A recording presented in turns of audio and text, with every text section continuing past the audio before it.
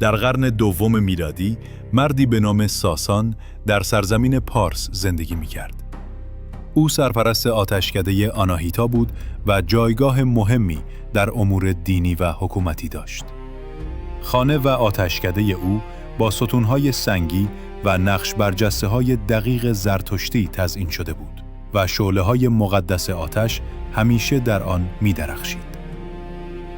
بابک، پسر ساسان، پس از مرگ پدر راه او را ادامه داد. او نه تنها مقام دینی را بر عهده داشت، بلکه حاکم بخشی از سرزمین پارس نیز بود. در این دوران بازارها پر از جنب و جوش بود. مردمان پارس در حال کشاورزی، دامداری و صنعتگری بودند و صدای چرخ‌های کارگاه‌ها و داد و ستد در کوچه‌ها جریان داشت.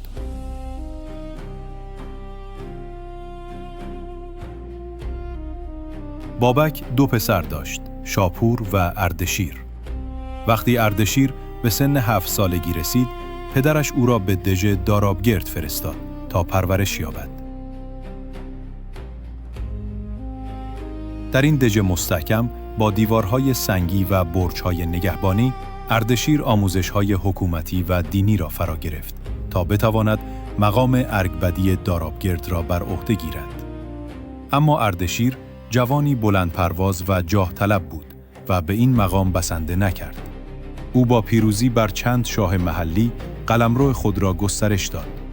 در حوالی سال 200 میلادی، بابک با از میان برداشتن گوچهر که از تبار سلوکیان بود، توانست به پادشاهی استخر برسد.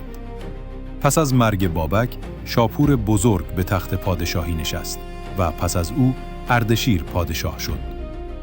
اردشیر تا سال 220 میلادی توانست سرتاسر پارس را تحت کنترل خود درآورد، اما این مقدار او را راضی نکرد. او خواستار برقراری یک دولت مرکزی مقتدر و از میان برداشتن شاهان محلی بود، زیرا همین تقسیمات قدرت باعث ضعف حکومت اشکانی شده بود. در آن دوران 3 بار تصرف تیسفون توسط رومی‌ها غرور ملی را لکه‌دار کرده بود و اردوان 4 که با شکست برادر خود به پادشاهی رسیده بود، هنوز نتوانسته بود جایگاه خود را تثبیت کند. اردشیر تصمیم گرفت شورش علیه اشکانیان را آغاز کند. پس از یکپارچه کردن سرزمین پارس، اردشیر به کرمان حمله کرد. کاروان‌های نظامی او با اسب‌های زره‌پوش شب‌ها در اردوگاه به فکر کسب پیروزی‌های بیشتر بودند. با پیروزی بر کرمان، سرزمین‌های شمال خلیج فارس نیز به قلمرو او افزوده شد. حاکم خوزستان که توسط اردوان مأمور سرکوب اردشیر شده بود نیز شکست خورد و خوزستان و اصفهان تحت کنترل او درآمدند. سرانجام در سال 224 میلادی 2 لشکر در دشت هرمزدگان روبروی یکدیگر قرار گرفتند. میدان نبرد پر از صدای برخورد زره‌ها و فریاد فرماندهان بود. اشکانیان به کمانداران ماهر خود تکیه داشتند و ساسانیان با سوار نظام زره‌پوش و نیزه‌های بلند آماده نبرد بودند.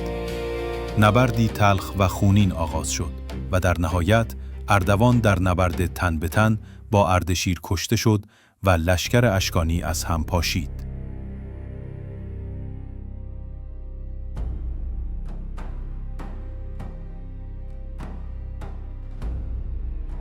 پس از نبرد هرمزدگان، بسیاری از جنگجویان و اشراف اشکانی به شاهنشاهی تازه تأسیس ایران پیوستند.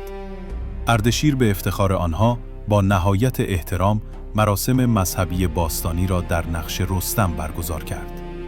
آتشدانها روشن بودند، موبدان دعا می‌خواندند و مردم با شور و شوق پیروزی سپاهیان را جشن گرفتند. در نهایت اردشیر در سال 226 میلادی وارد تیسفون شد و با تاجگذاری به عنوان شاهنشاه ایران رسما آغاز سلسله ساسانی را اعلام کرد.